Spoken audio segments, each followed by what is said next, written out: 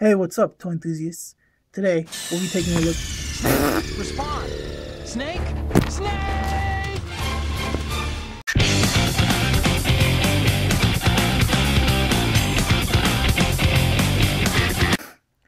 Hey, what's up, toy enthusiasts?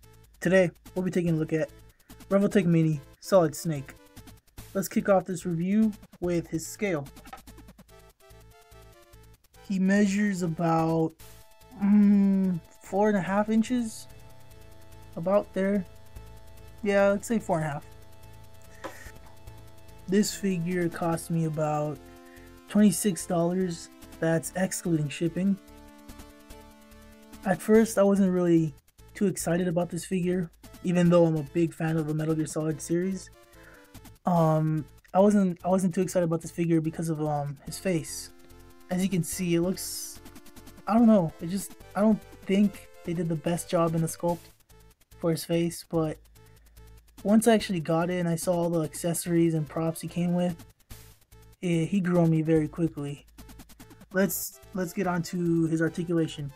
I'm just gonna take off the props I have on him and we'll be right back.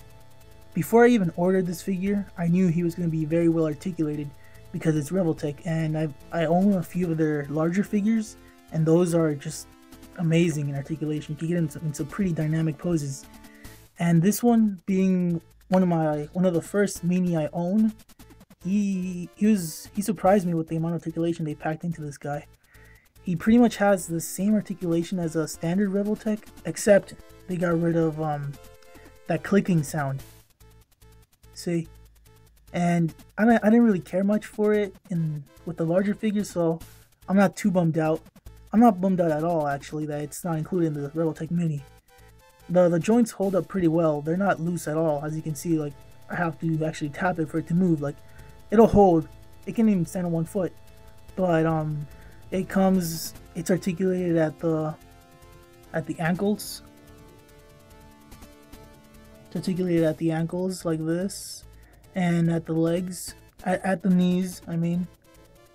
It goes this far back.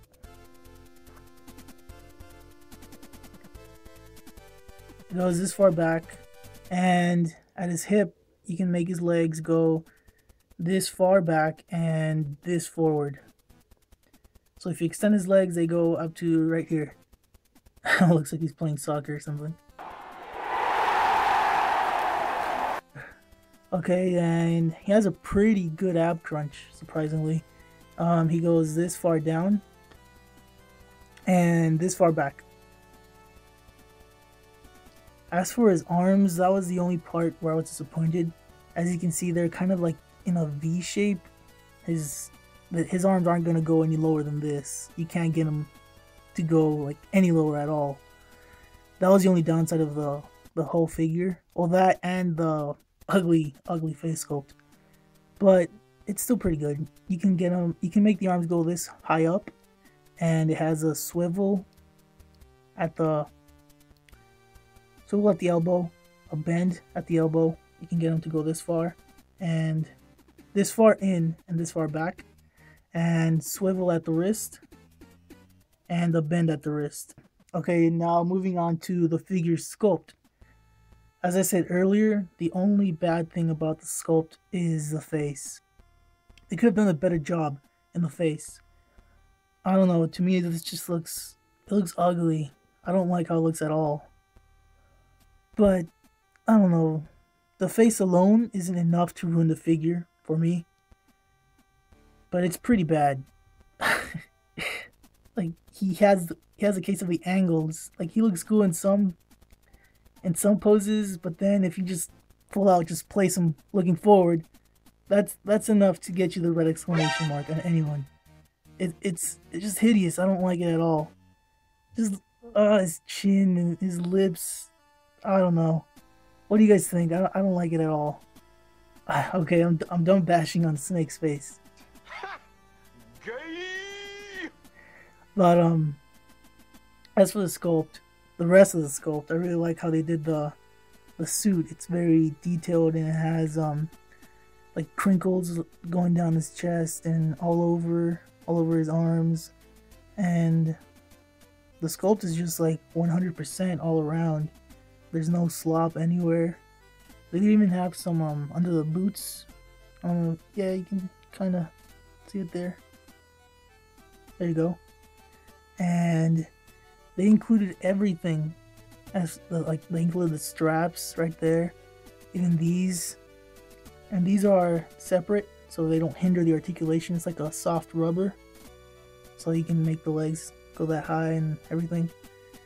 And I really like the crinkles in his pants. It just makes him look like he looked in the game.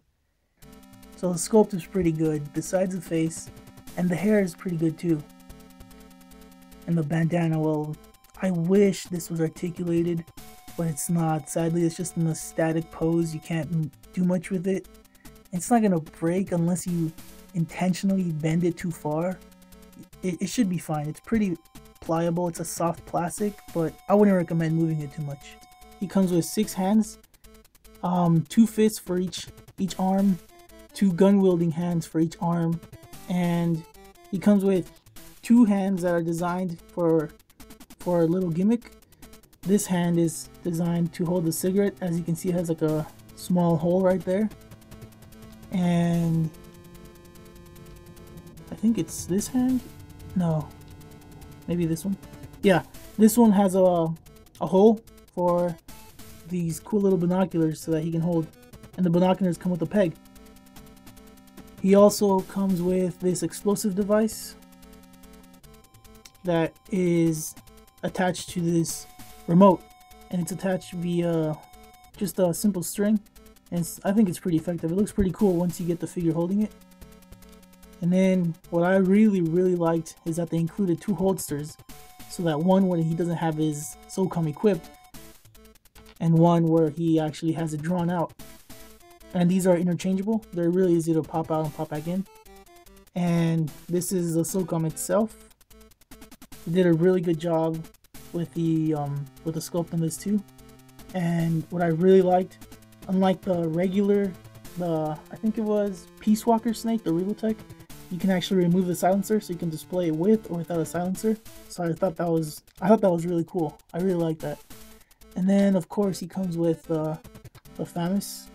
And these are just like a metallic looking, like pretty much gunmetal, and have like little speckles of silver, as you can see right there.